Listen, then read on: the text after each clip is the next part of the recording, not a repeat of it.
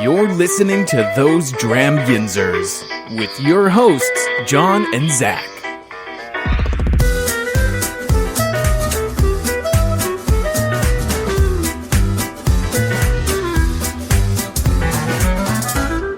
Hey everyone, I'm John. And I'm Steve. And welcome to the reveal episode of days 1 through 5 of Pittsburgh Whiskey Friends Whiskey Advent Calendar. So basically what I do with these is I say to Aaron, hey, text me what these 5 days are because we're going to record tonight. I hide the text message for myself because, again, I don't want to be influenced while we're trying it. You know, I want it to be blind. And I just peeked at the thing based off of everything you and I have said. I'm laughing. This is going to be an interesting reveal. And I just want to let you know, 9 times out of 10, Zach and I are never right. And sounds like we're even worse here. Are you? I'm just going to jump right into it. No, are you ready? Let's go. I'm ready. I'm ready to be embarrassed. So number 1, I had said 80 proof. I think you went a little higher, correct? With I did 85. I thought Irish. Yeah, that was what I said. Okay, that's what I said. I said fruity, light, crisp. I said the palate had a malty, almost a little bit of a smokiness. I said when I went back, right? But not too much craziness on the finish. I gave it a downtown. I think you agreed with me on that one as well. We were wrong about the location of the whiskey. Okay. This was a Japanese whiskey. Huh. It was Nika Days Japanese whiskey, 80 proof. I'm always hesitant to call something Japanese because I've had like 2 in my life. I'm so unsurprised by that because I called it Irish because I didn't know what else to call it. I was comfortable that it wasn't American. Correct. I was completely comfortable that it wasn't American, and I couldn't otherwise tell you anything. Skillfully blend a mellow grain whiskeys. So it's a blend.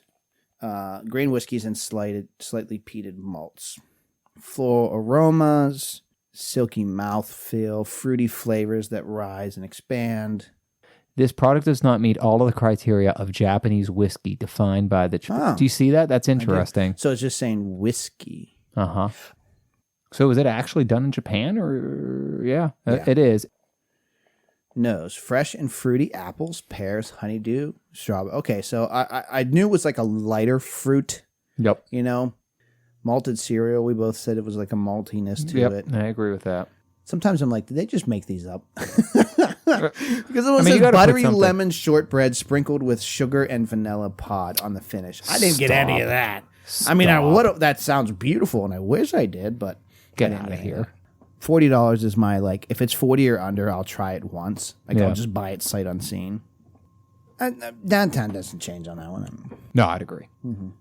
All right, you want to jump to number 2? So number 2, we said, I said 90 proof. Did you write down what you said? I didn't, but I think I went higher. Yeah. I don't know, and you guys can fact check me.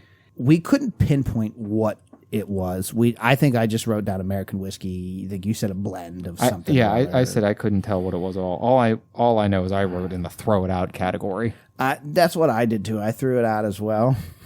What did I throw away? It's a whiskey. It's Canadian. Pendleton, 1910. 12-year-old Canadian whiskey, 80 proof. So let's pause for station identification while John actually looks all this stuff up. Stop it. It's a rye? This was a rye. Shut up. I mean, this changes nothing. This was throw it away. Yeah, I was not. There was no rye bit. I mean, like you said, there was a little bit of black pepper in that, but nose, well-rounded and full-bodied aroma. I mean, that is. I said medicinal. Yeah, I was gonna say that's a lie. I was not blown away by this for this to be a 12-year Canadian, and it's $40. Even with my $40, I think I would find something else. Cool looking bottle, but it is. Branding does look nice there, but no, it's that's about the best part of it. Mm-hmm. Yep, fooled me on that one, Aaron. I mean, if you like it, you like it. I'll never, but no, for me, no. Nope, that's a hard pass. All right, number 3. I thought it was a Scotch, but because of the peatiness, right? But I really couldn't pinpoint where it might be if it was a Scotch. I said 85 proof. I give it a downtown. No crazy nose. I didn't write anything down for the nose on this. This is that one I was like, ooh, I wasn't expecting that based on the nose. Mm-hmm. What did you I had you it have as a written? downtown minus. That's right. This is my downtown minus. That's right. So, it's a single malt, Okay. but it's Welsh. All right. Penderin Legend 82 proof. So let's look this up because I've never heard of this one. So It's been interesting. I've really been wrong on all the proof. I've been over where everything is tonight. Good's on them getting this stuff in. yeah. I'm curious who was the mule for all of this. It's finished single malt. Madeira? Did I say that right? Yeah. Yep. Madeira finished single malt whiskey. 82 proof. Aromas of fresh apples and citrus on the With nose. cream fudge. Raisins. Incredibly smooth and both fresh and rich dried fruits. Delicate and sweet on the palate, just a hint of bitterness to remain refreshing. A long aftertaste of Madeira cake. I mean, I didn't get any of that, but again, I think we said it later when we were talking about this. Yeah. Number 5, I was like, I don't know what to pick out when it is finished. It's almost $50. I'm not even looking these up at Fine Wine Good Spirits. I'm just assuming none of these are available. No, there can't be. We would have seen these all. Thoughts? Now that we know what it is. I mean, I stay where I was with it. It was For 50? Oh no, Nah. but I won't disparage. I mean, I'm not disparaging it. I think that the last one was more egregious, even though that was below 50, even though it was sitting at 42, 43. I thought that was more egregious than. I would stick with downtown on this one for $50. I'm not sorry I don't have a bottle of What it. was this one? 3? 1, 2. Correct. If it was under 40, I would say I would probably have it just because it's Welsh. And I can say for certain there is not a Welsh whiskey on this bar right now. No, that's fair. Numero 4. We both said it was a rye. I give it a Haas at a 95 proof. Did you write down? So I had said 100 and I backed down to 95. And I forget there was something we were talking about or did at the time that backed me down, but I don't remember what. I did go with the downtown and I described it as approachable. So this is American, but it's Hawaiian. Pinilo blended Hawaiian whiskey. Get this, 80 proof. Not a rye.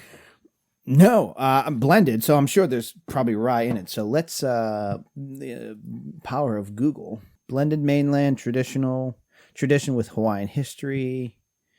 Combines bourbon with Maui Gold pineapple. The pineapple is distilled to neutral to allow for an extremely clean and smooth whiskey with notes of brown sugar, caramel, and sweet corn. Stop it. There's no rye? No. Kentucky straight bourbon whiskey. What? Yep. Listen, we have gotten hit with some random ass whiskeys. I There did are say we were going to random. have 5 different types of whiskeys. Yeah. I was wrong on the 5 types, but they're very interesting. Aaron wasn't kidding. They are very well-rounded already out the gate. Yeah. No, I appreciate these are not PA Wine and Spirits selections. That is I interesting. can't believe that's that not a pepper rye. comes through. That rye spice comes through. And an 80 proof bourbon blended with distilled pineapple. Everything about that screams this should be sweet as hell, but it's not. Now that I taste it with that in mind, I'm like, oh, that doesn't taste like rye anymore. But no, I definitely called it a rye But again, 100 times. I said, how would this compare to other ones? You know what I mean? So like if we stuck this up to a rye right now, would this be? Yeah. No, and that's fair. This is a Haas. I ain't changing that. If Total Wine is saying $39.49, I said before I would get the Welsh one because I literally do not have a Welsh whiskey. I don't have an Hawaiian whiskey. I don't get the pineapple and like those extra notes they said, but I still stick with that. I mean, I kind of got it after they told me the answer, but is it because it's in my head now? Number 5. We thought it was some sort of finish. There was a note there that we really couldn't pinpoint, right? Which is why I knew. I mean, we said 90 proof, right? I gave it a downtown. I said that too. It's 84 proof. Okay. It's a proof, and we discussed it right before we hit record, and it's on the bar currently, and it is the Dubliner Steelers. Wow. Wow. So not finished in any way, shape, or form. No. Wow. And we just reviewed this. I mean, bad's to you not, Yeah, I not know, picking right? that up.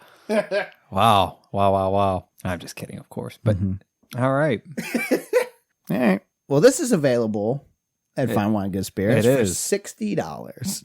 We did give it a Haas on the show. If you go back to our Bottle and Bond the episode we just released, we gave it a Haas back then. Again, you can listen to it, but we were just like, Yinzer whiskey. It's interesting. It's a conversation piece. It's, when your show's called Those Dram Yinzers, you should definitely have the Steelers edition of something. You know what I mean? Like, Mr. Rooney demands it.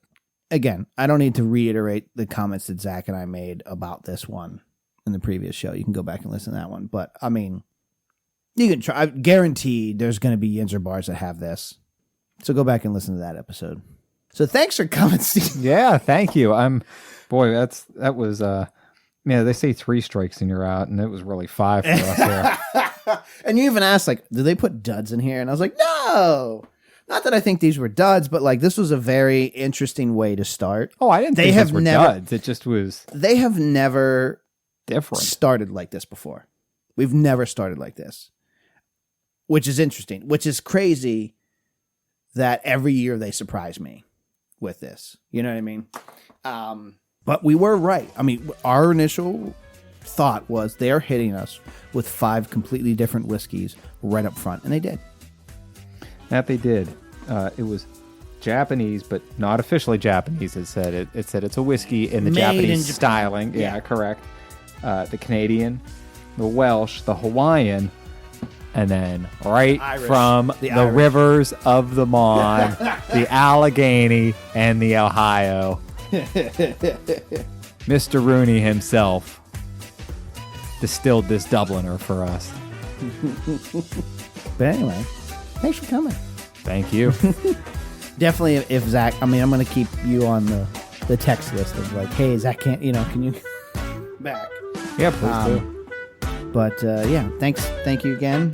Yeah, I'll say see you next time.